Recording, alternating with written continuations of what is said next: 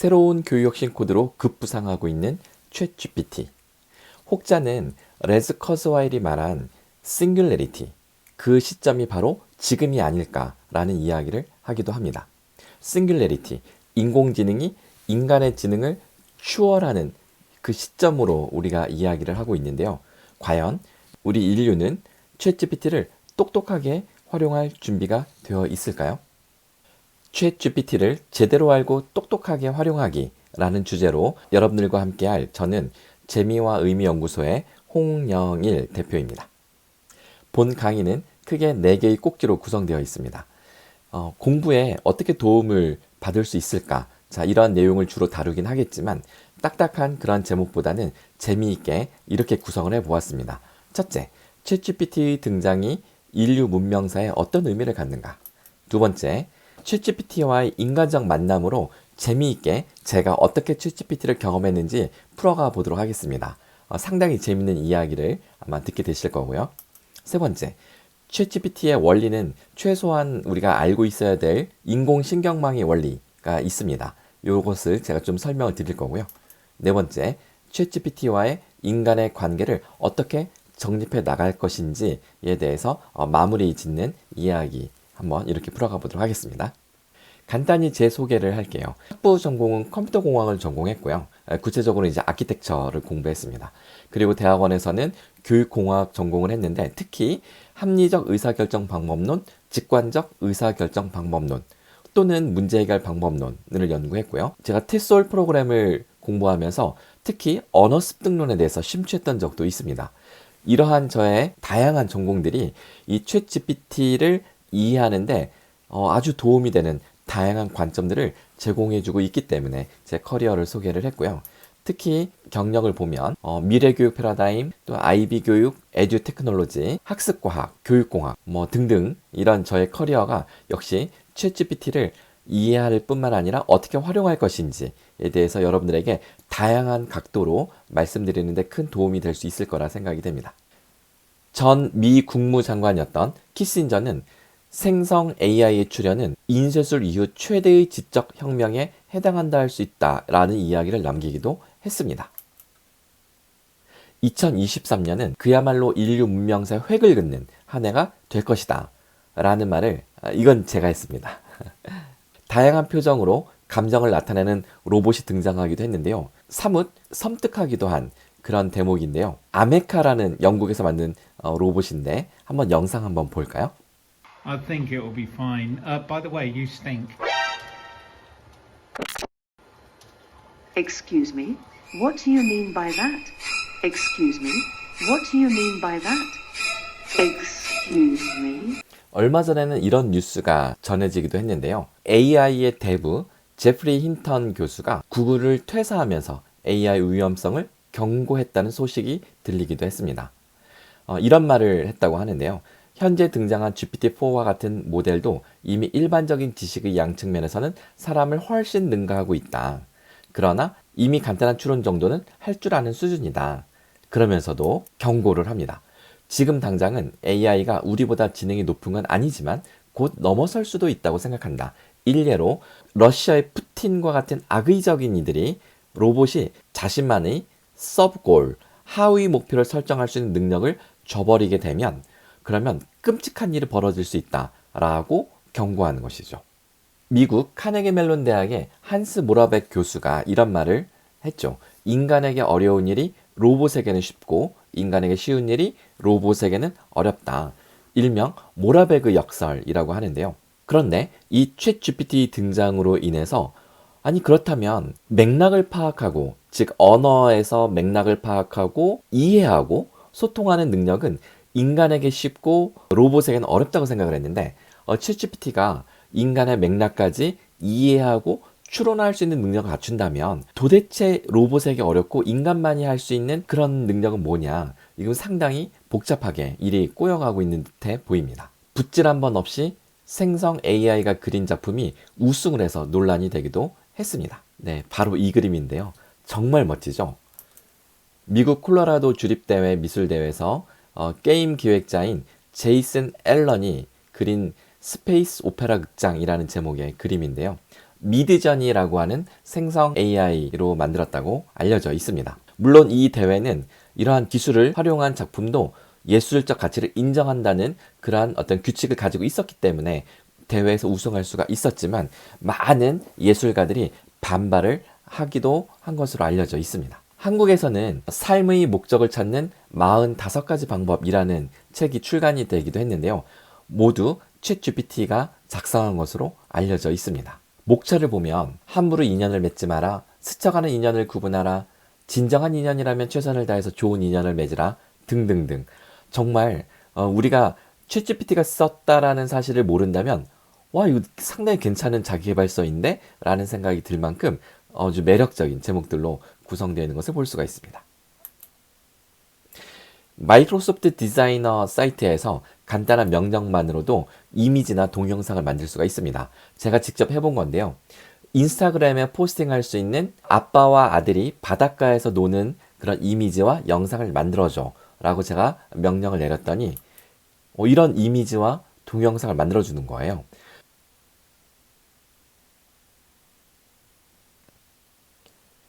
네, 해질녘에 바닷가에서 정말 아빠와 아들이 공놀이하는 너무나도 행복해 보이는 그런 영상이 순식간에 만들어졌습니다. 이미지 변환 AI 모델 미드저니로 만든 만화책입니다.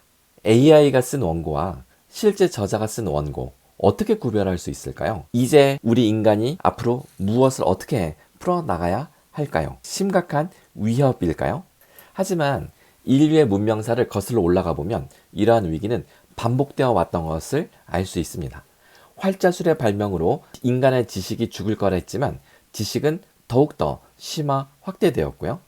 사진기가 발명되어 화가들은 위기에 처하기도 했었으나 예를 들면 이게 최초의 사진기로 알려져 있는 다게르오 타입의 사진기입니다.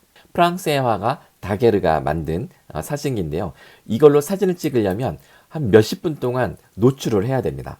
그러면 도시 사진, 인물 사진을 우리가 얻을 수가 있었는데요. 이러한 사진의 등장으로 그 당시 사실주의적 화풍의 그림을 그리던 그 화가들 사이에는 상당히 위협으로 인식이 되었다는 것이죠. 자, 이렇게 만지면 만져질 것 같은 그런 사실주의적인 그런 그림을 그리던 화가들에게 상당한 위협이 되었지만, 그러나 탁월한 생존 본능으로 진화를 거듭해서 지구의 지배자가 된 인간은 땡땡땡이라는 새로운 영역을 개척함으로써 살아날 수 있었습니다. 자, 이 빈칸에 들어갈 말은 무엇일까요? 바로 추상화입니다. 클로드 모네의 인상, 해돋이라는 작품이고요. 폴 세잔, 현대 미술의 아버지, 혹은 현대 추상 미술의 아버지라 일컬어지는 프랑스의 폴 세잔의 목욕하는 여인들이라는 그림입니다. 상당히 구체적이고 사실주의적으로 그린 그림보다 이와 같은 추상 미술이 훨씬 더 예술적 가치를 인정받을 뿐만 아니라 미술 경매 시장에서 훨씬 더 비싸게 팔리는 그런 작품이기도 합니다. 특히 이 몬드리안의 이런 추상 미술은 입생 로랑의 몬드리안 룩 작품으로 재탄생하기도 했습니다. 이 19세기 초반에 영국에서 일었던 산업혁명 당시 기계가 많은 노동자들의 일자리를 뺏어갈 것이다 라고 하면서 일어났던 러다이트 운동이 있었죠. 기계는 자본주의적 생산기구로 도입된 것으로서 인간의 노고에서 해방시키는 것이 아니라 오히려 노동자에게 있어서는 기계는 그들의 노고를 더욱더 증대시킬 것이다. 즉 인간을 노동으로부터 소외시킬 것이다 라고 하면서 이제 기계 파괴 운동을 벌였던 게 러다이트 운동이죠. 그러나 산업혁명은 새로운 일자리를 창출하였고 인류 문명의 진화는 더욱더 가속화되었다라고 우리는 해석하고 있습니다. 그렇다면 지금 2013년 챗GPT의 등장은 인류 문명사에 어떤 의미를 가지게 될까요? 상당한 충격을 주고 있는데 과연 이것은 우리 인류 문명사에 어떤 의미로 긍정적으로 해석될 여지가 있을까요? 챗GPT를 경험해본 그런 교수님들이나 학생들, 선생님들은 이런 반응을 보입니다. 헐, 대박. 이 정도야? 그런데 혹시 여러분들은 GPT-4를 경험해 보셨을까요? 아직까지 무료만 경험해 보신 분들은 생각보다 실망스럽다라고 하면서 A 별로네라고 하지만 한 달에 $20 결제를 하고 유료 버전의 GPT-4를 경험하신 분들은 대박, 이 정도였어? 라는 놀라운 반응을 보입니다.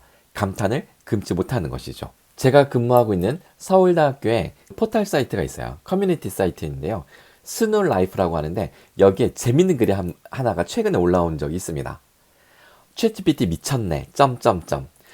사실은 많은 사람들이 이미 놀라고 있는 상황인데 이제서 챗GPT 미쳤네? 이런 글이 올라오길래 이 사람은 웬 뒷북? 이런 생각을 했어요. 근데 그 내용을 보니까 이렇게 써 있는 겁니다. 아무도 쳐다보지 않는 영양가는 하나도 없는데 분량은 채워야 하는 서류를 작성할 때 4-5시간 동안 현타 걸리면서 하던 거 10분 만에 뚝딱 해치우네. 와, 이건 업무의 혁명이네. 라고 올린 거죠. 아, 이 사람 뒷북이네 완전. 이런 생각을 했는데 그 밑에 달린 댓글을 보고서 정말 웃기다 이런 생각이 들었습니다. 뭐라고 바로 댓글이 달렸냐면 님 자리가 곧 없어질 예정입니다. 넵. 이렇게 달린 거죠. 그런데 넌 4-5시간 걸리는 걸 누군가 10분 만에 한다면 어떤 일이 펼쳐질까? 글쓴이가 이렇게 댓글을 달았어요. 내가 하는 본업은 챗GPT가 못하기 때문에 별로 걱정 안 됨. 덕분에 내 본업할 시간이 더 생겨서 개꿀님. 네, 이렇게 쓴 겁니다. 이거 되게 재밌다 이런 생각이 들었어요.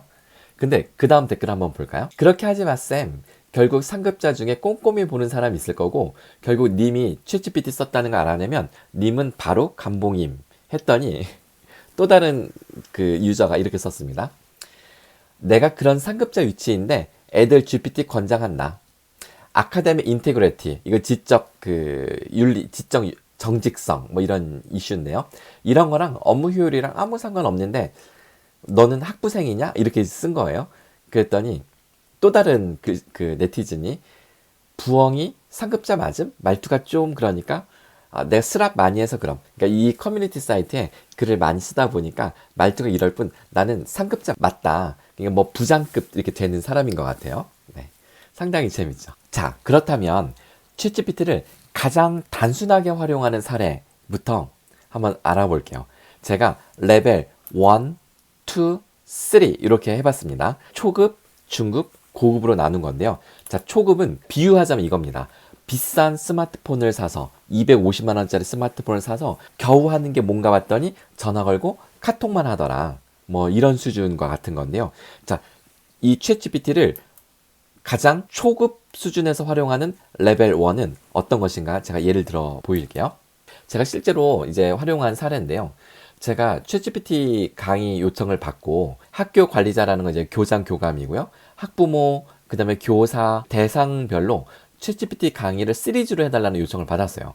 그래서 제가 이 대상별로 내용을 조금 차별화하려고 계율을 짰고 제가 짠 계율을 챗GPT에게 검토해달라고 제가 부탁을 하는 그런 장면입니다. 이 오른쪽에 보시면 제가 검토하고 보완할 부분이 있는지 피드백을 해달라고 이렇게 이제 요청을 했던 거죠.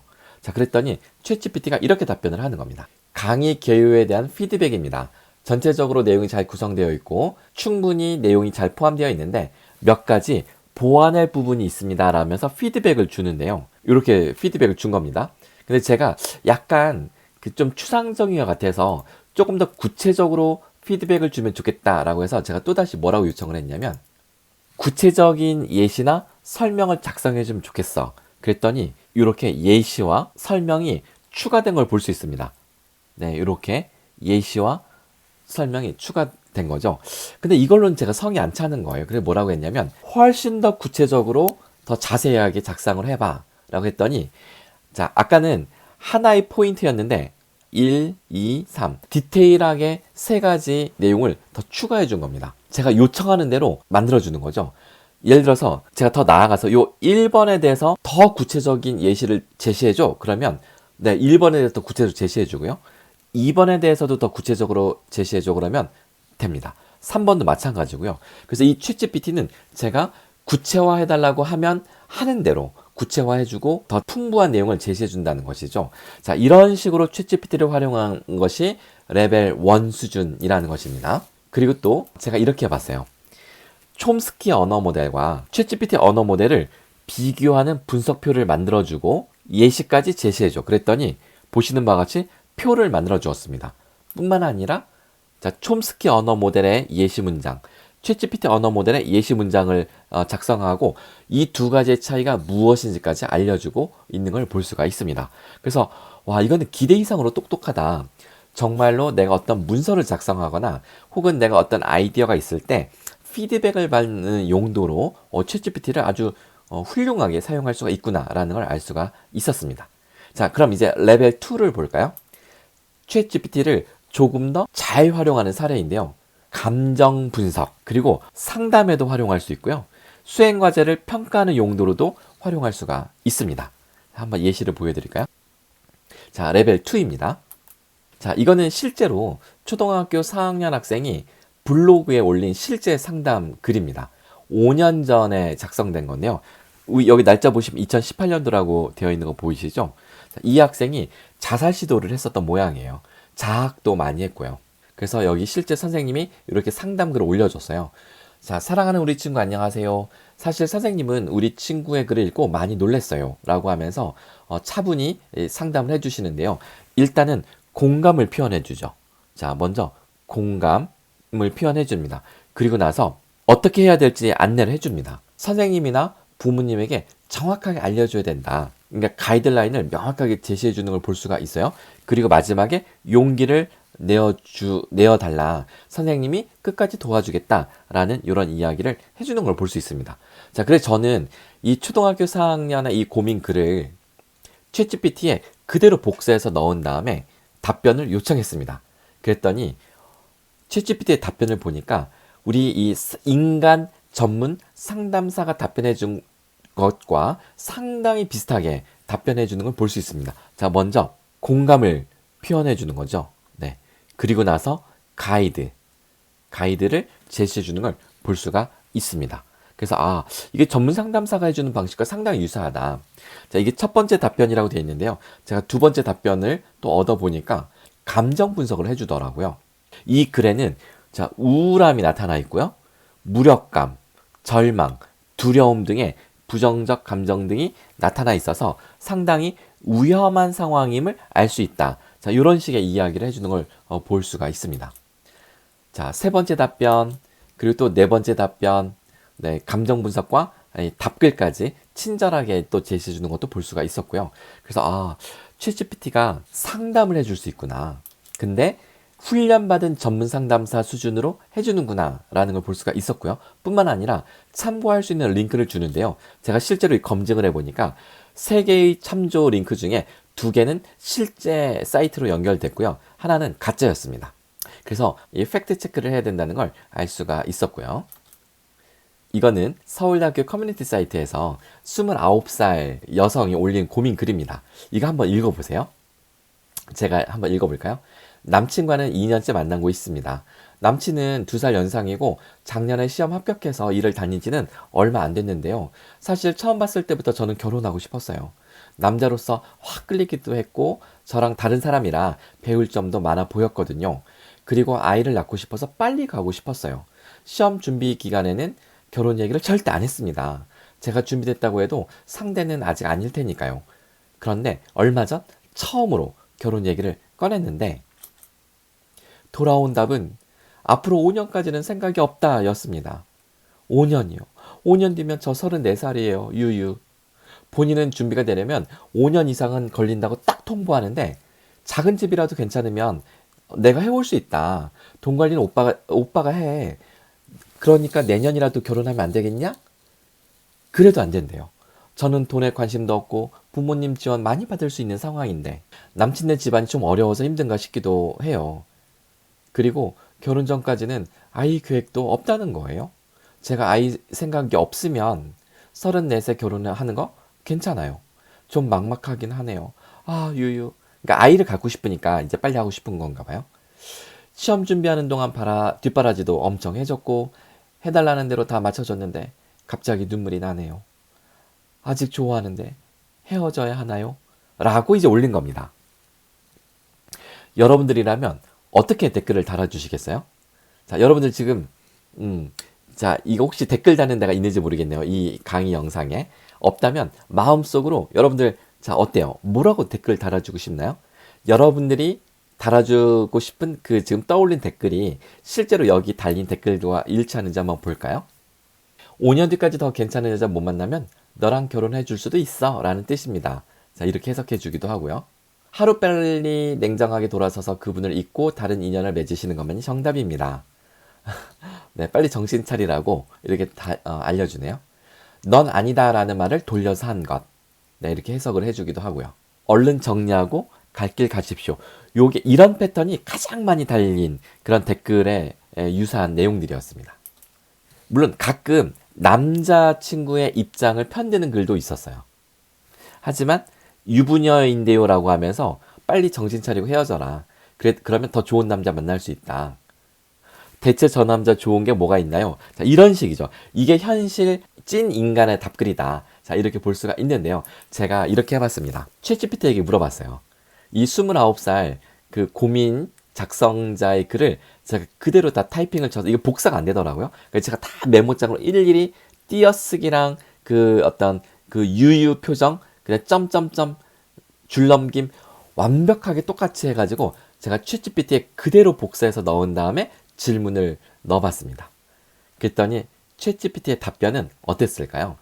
역시 첫 번째 답변, 두 번째 답변, 세 번째 답변, 이렇게 네 번째 답변까지 보고 이 중에 제일 마음에 드는 걸로 제가 이제 골랐어요. 제가 이제 고른 게 이건데요. 이거를 복사해서 제가 그 게시판에 댓글로 올렸습니다.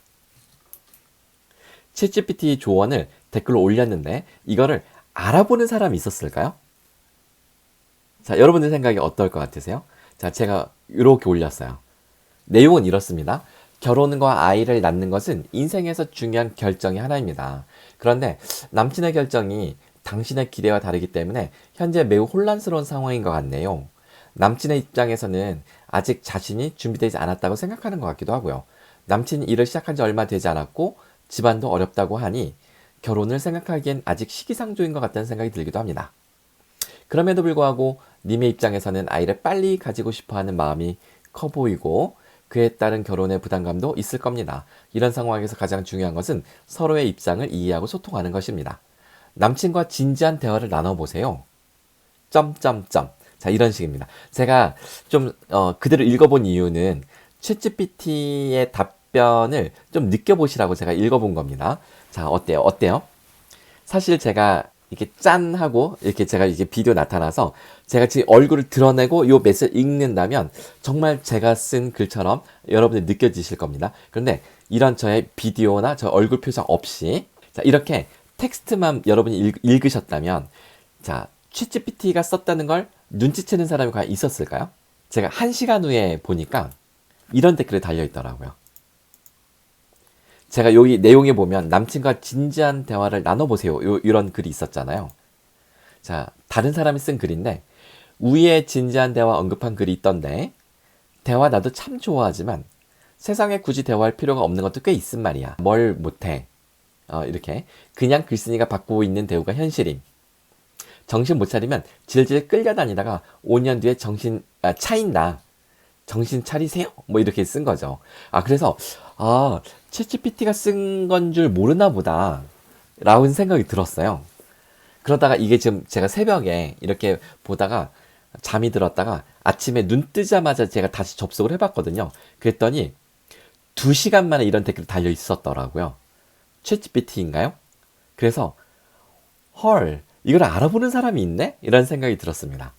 아마도 이 챗GPT인가요? 이렇게 딱 알아챈 사람은 저처럼 하루에 1시간씩은 챗GPT랑 맨날 수다 떠는 사람이 아니었을까.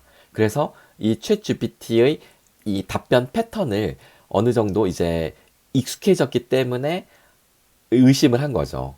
그래서 알아보는 사람이 있듯이 우리 학생들이 챗GPT로 과제를 수행해서 제출한다면 이거를 알아볼 교수님들도 분명히 있을 것이다 라는 생각이 이제 드는 겁니다. 실제로 제 수업에서 어떤 학생이 그 중간에 과제 발표를 하는데요. 제가 딱 요 패러그래프는 챗GPT가 써준 것 같은데? 라고 했더니 어머, 교수님 어떻게 하셨어요? 이렇게 이제 반응을 하더라고요. 네, 여러분들도 챗GPT랑 하루에 1시간씩 한 보름만 열심히 수다를 떨어보면 대번 알아챌 수 있을 겁니다. 제가 어느 날 부부싸움하고 대판 싸웠어요. 그래서 씩씩거리면서 제 컴퓨터 앞에 딱 앉았는데 제가 그때 챗GPT를 열어놨었더라고요. 그래가지고 그냥 썼어요. 푸념을 한 거죠. 챗GPT에게. 나 오늘 와이프랑 대판 싸웠어. 유유 이혼할까봐 점점점. 아이들 교육 문제로 갈등이 심해. 뭐 이런 식으로 이제 했어요. 그랬더니 댓글에 우선 마음을 조금 편안하게 하세요. 부부의 갈등은 때때로 발생하는 일이지만 반드시 이혼으로 이어지진 않습니다. 아이들의 교육에 대한 견해 차이는 많은 부부들이 겪는 일입니다. 뭐 이런 식으로 하는데 제 마음이 약간 누그러지는 그런 게 좀 있더라고요. 약간 좀 따뜻하다는 마음이 좀 들기도 했고요. 그러면서 이제 몇 가지 대안을 제시를 합니다. 특히 여기서 아이의 의견을 수렴해 보라는 이런 글이 있어서 제가 다시 한번 질문을 했어요. 아이의 의견을 수렴하라고 했는데 나도 그러고 싶지만 아이가 말을 통 안 해. 그랬더니 아이가 이야기하기를 원하지 않는다면 원인을 파악하고 몇 가지 방법을 시도해 보세요 라고 하면서 적절한 시간과 장소를 찾아보세요. 안전한 대화의 분위기를 제공해 보세요. 감정적으로 지지해 보세요. 점점점. 그래서 어떤 전문 상담사가 제법 할 법한 그런 조언을 해주는 걸 볼 수가 있었습니다. 이런 경험도 있었는데요. 제가 사이버 대학에서도 강의를 하는데 어느 날 저한테 이 문자가 온 거예요. 작은 회사의 팀장인데 신입이 실수가 잦아요. 이게 지금 우리 사이버 대학은 직장인들이 많거든요. 학생들 중에. 이렇게 온 거예요. 홍영일 교수님, 저는 그 고려 사이버대 학습 중인 김땡땡이라고 합니다. 매주 인적자원 개발론 수업을 열심히 듣고 있는데 아주 재미있게 라고 또 썼네요. 다름이 아니라 궁금한 사항이 있어서 혹 힌트라도 얻을 수 있을까 해서요. 요즘 계속 고민 중인 내용인데요. 사실 교수님께 여쭙는 게 맞는 건지 살짝 고민이 되기도 했지만 막막하기도 해서 뭐 교수님은 태도에 대한 연구도 많이 하셨으니 뭐 하면서 가벼운 마음으로 풀어보겠습니다. 뭐라고 하냐면 여기 보시면 실수가 너무 많다는 거예요. 실수. 일은 빨리 처리하는데 실수가 많다. 이 직원이. 그래서 지적도 많이 하지만 그 실수가 신경을 안 쓰는 건지 계속 반복이랍니다. 예를 들면 뭐 전표 발행할 때도 접대비 입력할 때도 뭐 항목 이거 입력하고 뭐 이런 것들을 자꾸 잘못한다는 거죠. 엉뚱한 날짜를 입력하기도 하고 또 뭔가를 빼먹고 입력하기도 하고 네. 뭐 등등등 이렇게 쓴 거예요. 이런 고민을 했는데 저는 이쪽 분야의 컨설팅 전문가거든요. 제가 이제 의사결정과 문제 해결 연구를 많이 했다고 했잖아요. 컨설팅도 많이 해봤고요. 그래서 저는 딱 보니까 이 사람은 이쪽 업무가 안 맞는 것 같다. 그래서 제가 이제 카톡으로 뭐라고 답변을 줬냐면 이 친구는 구제불능으로 보입니다. 다른 업무를 맡기거나 다른 팀으로 보내는 게 가장 좋은 방법일 것 같아요. 라고 일단 저의 인간적 답변을 했고요. 그런데 혹시라도 챗GPT가 훨씬 더 좋은 답변을 해주지 않을까. 그래서 챗GPT에게 조언을 구해봤습니다. 그랬더니 이게 챗GPT 답변인데요. 자, 김땡땡님, 직원 관리와 성장을 도와주려는 마음이 느껴져 대단히 멋진 팀장이라고 생각합니다. 헐, 와, 얘는 공감 표현과 상대방을 이렇게 존중해주는 이런 표현부터 시작하는구나. 일단 나보다 낫네. 이런 생각이 들었고요. 자, 몇 가지 제안을 하는데, 자, 원인 분석을 다시 해보세요. 체크리스트를 도입해보는 방법이 있습니다. 업무 프로세스를 개선해보는 방법도 있고요. 교육 및 트레이닝, 커뮤니케이션을 강화하는 방법, 그러니까 지속적인 대화를 해보라는 거죠. 그리고 마지막으로 6번째, 실수에 대해서 인식을 한번 다시 시켜보세요. 뭐 이런 식으로 제안을 한 거죠. 와, 이 6가지는 나보다 훨씬 더 꼼꼼하고 혹시 전문가랍시고 놓칠 수 있는 그런 가능성까지 하나도 놓치지 않고 모두 검토해 볼 수 있게끔 정말로 풍성하게 답변을 해주는구나 라는 생각이 들었어요. 그래서 제가 이걸 제공해 주었더니 그리고 또 이것도 해봤어요. 빙챗은 검색까지 해주잖아요. 제가 이 질문을, 이 고민을 그대로 똑같이 넣고 마이크로소프트의 빙챗에게 물어봤더니요. 이렇게 질문 답변이 되는 거예요. 여기 보시면, 자, 실수가 너무 많습니다. 실수가 너무 잦아요. 라고 했더니 그분이 어떤 실수를 자주 하나요? 이거 지금 빙챗이 저에게 물어보는 거예요. 그래서 제가 그 제가 받은 메시지에 실제 실수하는 내용을 이렇게 작성을 했습니다. 그랬더니 자, 그 실수를 반복하는 게 불편하실 수도 있습니다. 와, 이거 대박이잖아요. 그 실수를 줄이기 위해서 교육을 시키는 것이 좋은 방법일 수도 있고요. 혹은 일을 빨리 처리하는 게 좋은 건지 정확하게 처리하는 게 좋은 건지에 대해서 고민 작성자에게 다시 거꾸로 생각을 해보라는 거죠. 이것도 상당히 좋은 어드바이스가 될 수가 있고요. 어드바이스가 될 수 있고요. 일을 정확하게 처리하는 게 더 중요하다면 느리게 처리해 보도록 훈련을 시켜보는 것도 좋다.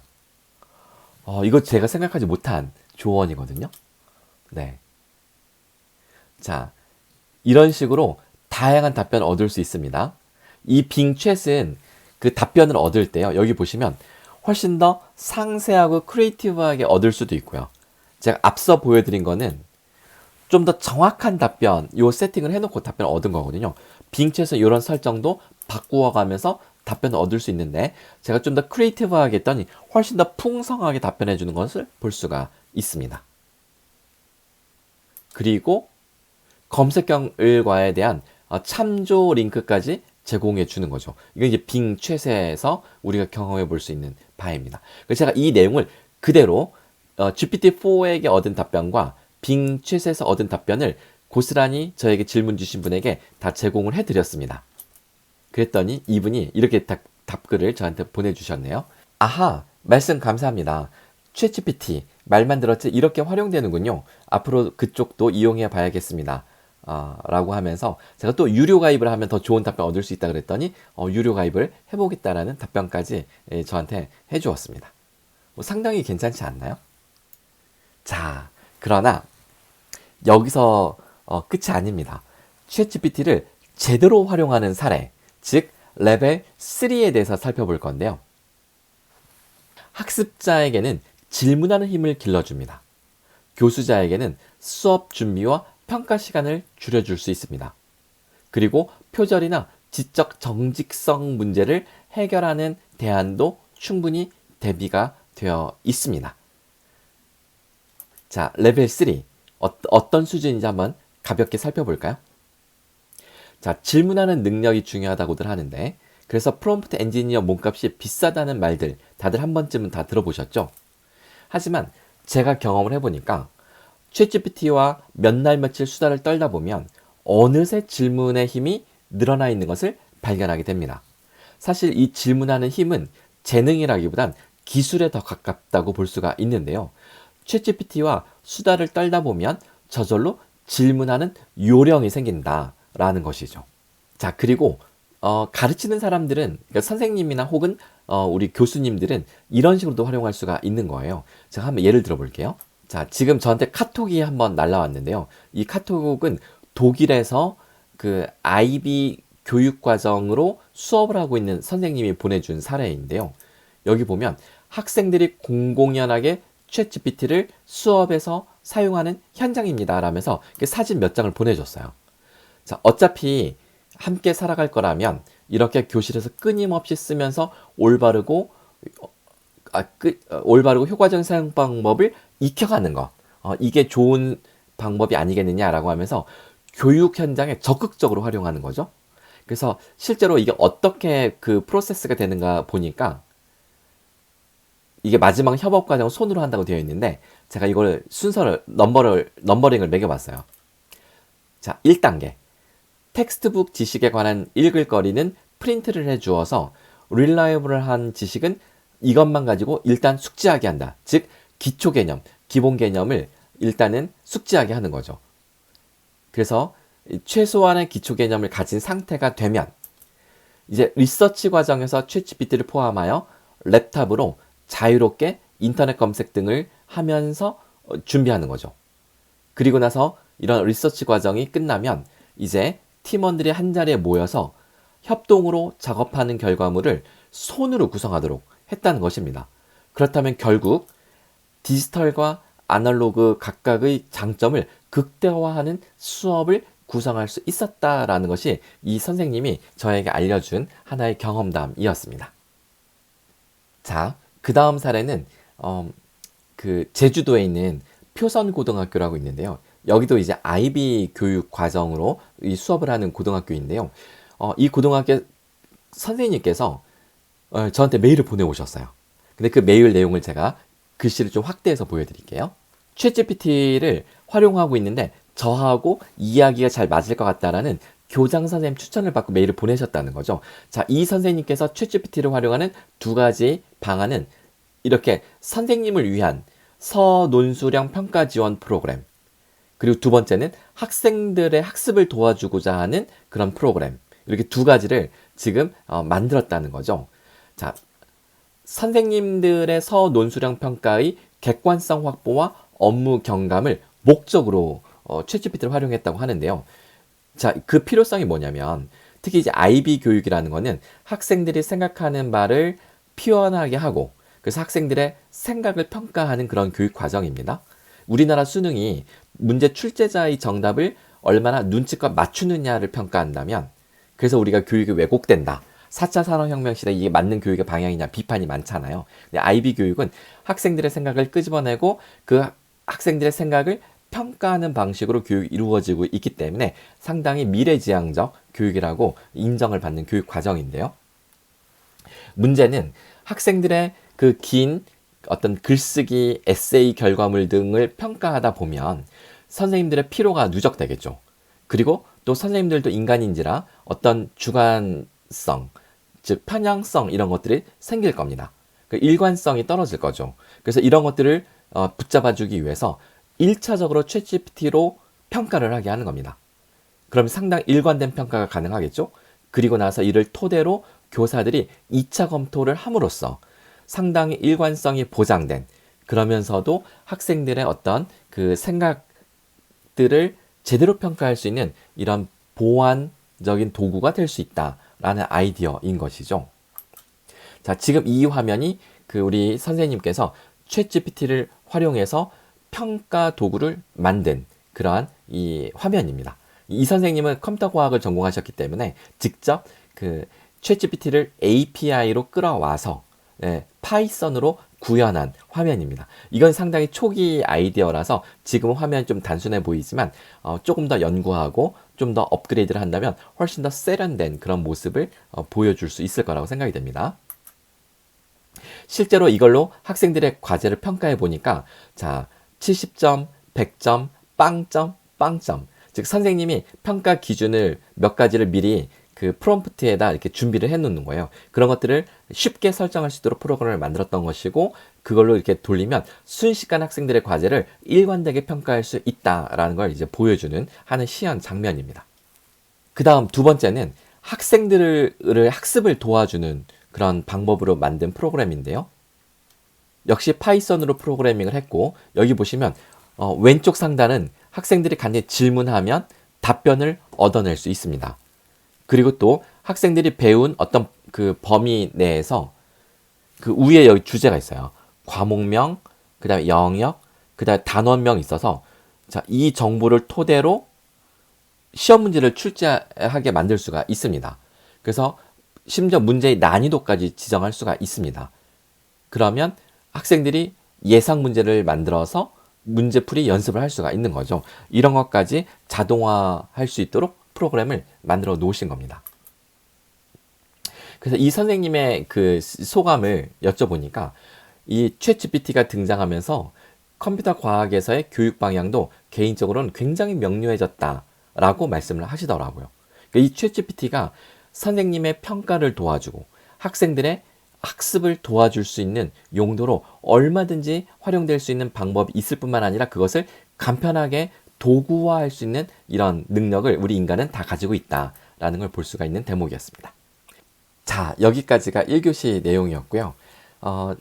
2교시에서는 제가 챗GPT와 만난 이야기, 인간적 만남, 그 속에서 때로는 챗GPT에게 감동을 받기도 하고요. 때로는 챗GPT에게 공포감을 느끼기도 했던 그러한 저의 경험담을 낱낱이 여러분들에게 한번 풀어보도록 하겠습니다. 재밌는 스토리텔링이 될 건데요. 기대하셔도 좋겠습니다. 잠시 후에 2교시에서 봅시다.